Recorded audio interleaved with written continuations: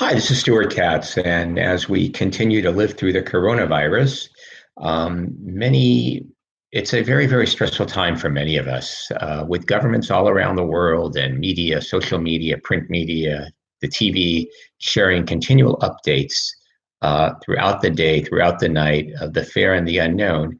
It's understandable that many of us may feel overwhelmed, maybe stressed, maybe be anxious. And what's important to know is that any of us with those feelings, we're not alone. Millions and millions of people around the world are facing the same worries and challenges that you and I are. During this time, it's important to remember that it's okay not to be okay. It's also very, very important that each of us take care of our mental health. While practicing physical distancing, which is different from social distancing, as we've mentioned before, there are a number of easy self care strategies that can help reduce the feelings of depressions and anxiety, or even prevent anxiety before it begins. As a mental health first aid instructor, both youth and adult, I want to take some aspects from the curriculum to help you, as well as myself, take care of our mental health while we practice physical distancing during the time of the coronavirus. First of all, must eat healthfully. It's important to keep on top of our body in order to keep it in working order. And speaking of our bodies, it's important to exercise. We want to exercise. As exercises reduces symptoms of depression and anxiety. Whether we're working out at home or if we're allowed to in whatever communities we live in to take a solo jog, again, solo, I emphasize around the neighborhood, that must be done. But if you can't, just take a walk. For example, where I live, we're only allowed 100 meters from our home. So it's important to take numerous walks as much as possible within 100 meters, but we should be exercising. Thirdly, we want to practice some kind of relaxation therapy.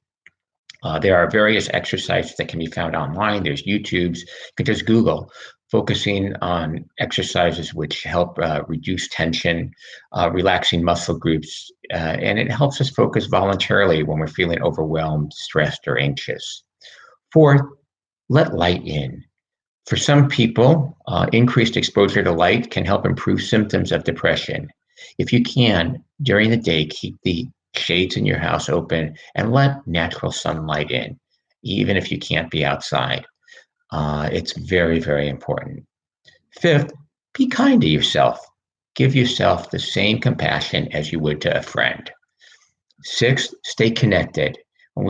Although we have to limit our physical distancing, we don't have to limit our social distancing, even though they're used interchangeably. And again, I emphasize they should be. As we can't get face to face together with our friends and family right now, we can stay connected to friends, family, or neighbors with phone calls, text messages, video chats, all kinds of social media.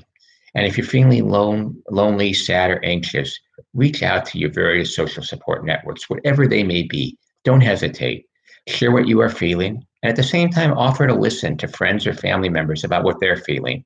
Let's use the listen non-judgmentally aspect from mental health first aid. We are all experiencing this scary and uncertain time together, each in our own home. Seventh, try to monitor the media consumption. I know that I subscribe to many, many news feeds, but while we want to stay up to the minute with COVID-19 news and find out what's going on, too much exposure can be overwhelming. So let's try to monitor what we're listening to and what we're seeing. Balance media consumption with other activities that you may enjoy, whether it's reading, cooking, listening to music, perhaps studying a new language online or taking a course. Self-care doesn't require us to go outside or spend a lot of money. We don't have to be shopping online right now. Adding small changes to our routine that I've mentioned can help make a big difference to our overall mood and our general well-being.